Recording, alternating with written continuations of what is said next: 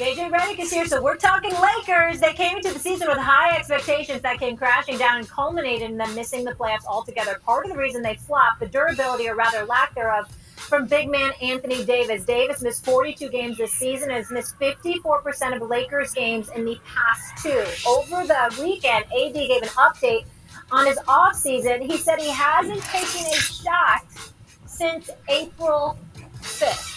JJ and amar'e stoudemire here with us. And JJ, I want to start with you. Is this a big deal or no big deal that he hasn't taken a shot since April 5th? This is not a big deal at all. Every professional athlete has an off-season routine. Amar'e, let me ask you a question. Talk to me. Objectively, I'm probably somewhere in the top 10 or 15 greatest shooters of all time. Yeah. Probably. I'll give you that. Okay. Yes, I give you that. Okay. All right.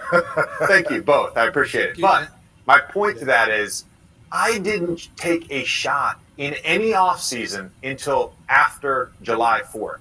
Didn't matter if we lost in the first round, conference finals, whatever.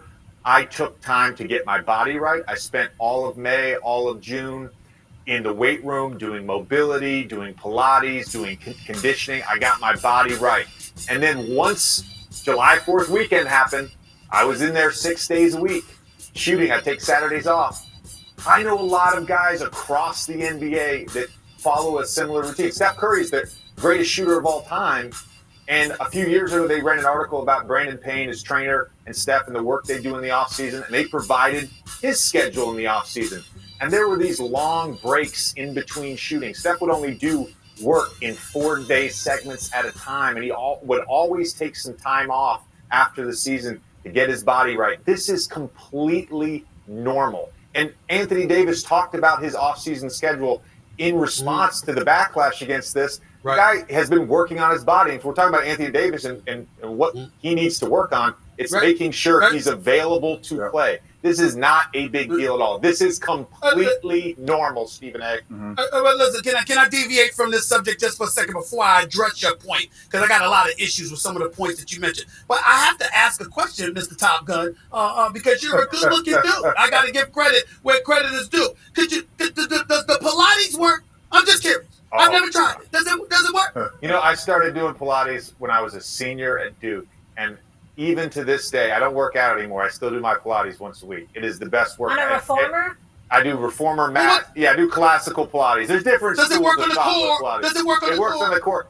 I had back problems early in my career, and it has kept me right for the last 16 years since I started doing it. All right. Highly recommend Stephen A. That's what I'm going to try it. I appreciate the advice. Now let me get on you for that ridiculous take that you just spewed to the American public, okay? How dare you show up on national TV and spew the nonsense that you just spewed?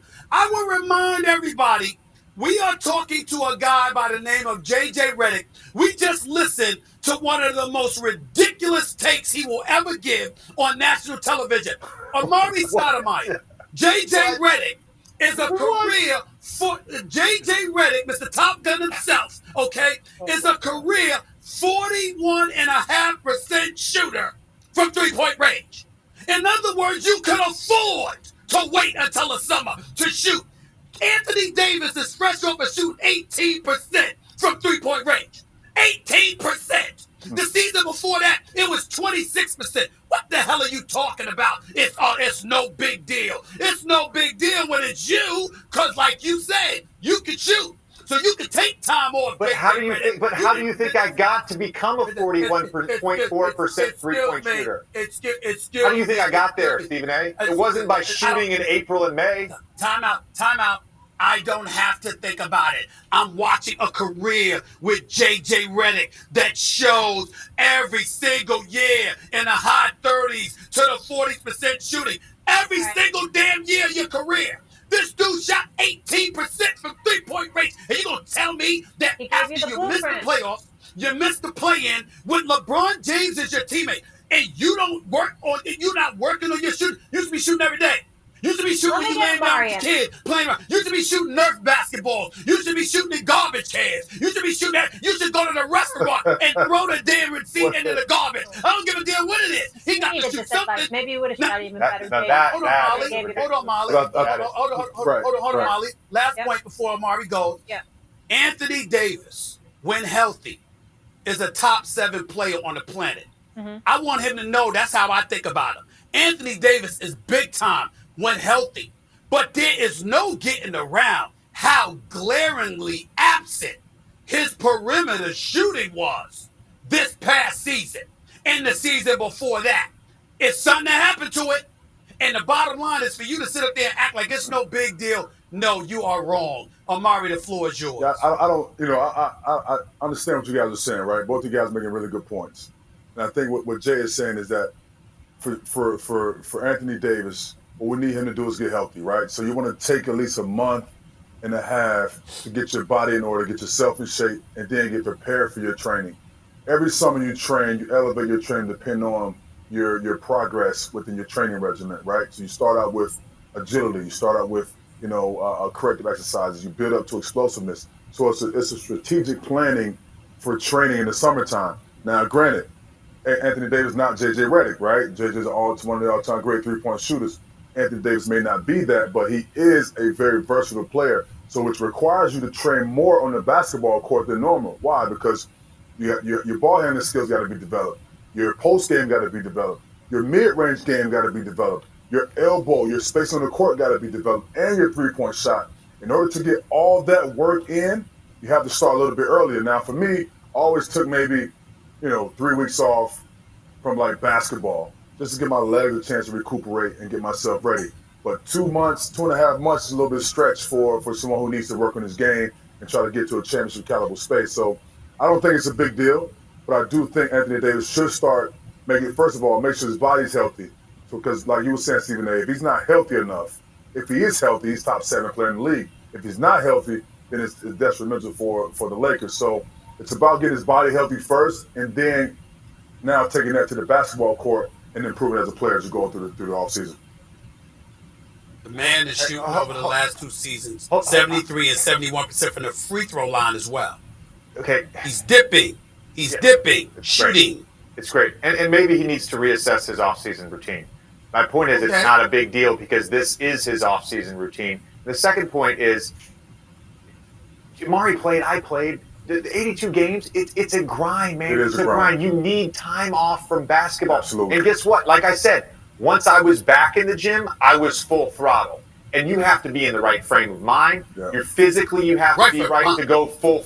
Correct. To be, you need a break from basketball, Stephen A. Now, some guys take He's at 2.5 months.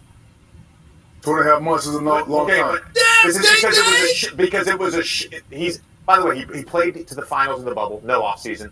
Last year was a shortened off season. He had 4 months off to take a longer off season when you lose, when you don't make the playoffs. Am I missing something? You're missing a lot, Stephen A. You're missing a hell of a lot of logic right now. You're missing a hell of a lot of logic. This is the worst. This is your worst segment. This is the worst segment you've ever had on First Take.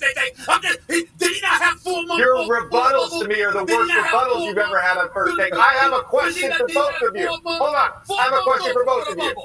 I stand by what I said. I stand by my reasoning. I stand by my logic. I can't say the same for you. Here's my question. You both said Anthony Davis is a top 7 player. Look, I like Anthony Davis. When healthy, he's not top 7. He's better than Luka, Joel Embiid, Giannis, Steph Curry, LeBron James, Nikola Jokic, and Kevin Durant. If he's better than those guys, if that's what you think, by all means, okay. We can debate this another day. But when Anthony Davis is healthy, I got him top 7. Yeah, you got him better than one of those players. I just want to be clear. Yeah. Okay. Who's he better than in that list? You know what? We're gonna do this tomorrow. Are you here tomorrow, JJ? Who's he better than in that list? Luka. When healthy? Are you stressed out, yes. JJ? Are you okay? All right. You know what we're going to do? We're going to just add this to the rundown tomorrow. I can understand why JJ would disagree with that. Because JJ's not taking into account defense and stuff like that either. But I'll leave it alone. All right, Stephen. He's just thinking offense. I'm thinking everything. Luka. Okay. I said it. That's tough. All right. I'll get you back tomorrow. Let's just all take a moment. Okay, good. When we come back here on First Take, Floyd...